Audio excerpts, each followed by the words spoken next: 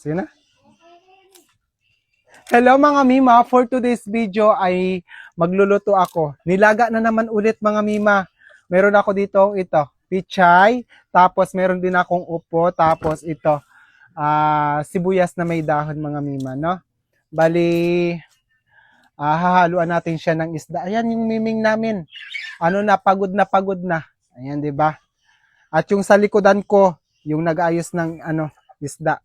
Kailangan nila akong tulungan dito sa aming pamamahay. No? Ayan.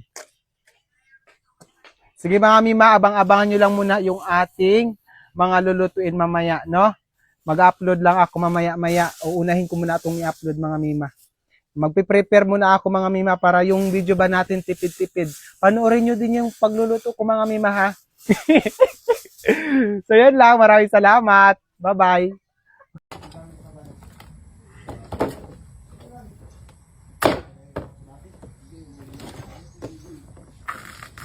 Hello mga Mima, for today's video ay magluluto nga na naman kami ng ubod ng niyog mga Mima ko. Dahil nga sa lakas ng bagyo dito sa amin, may natumbang puno ng niyog mga Mima ko, kaya lulutuin ko na lang mga Mima ko, no?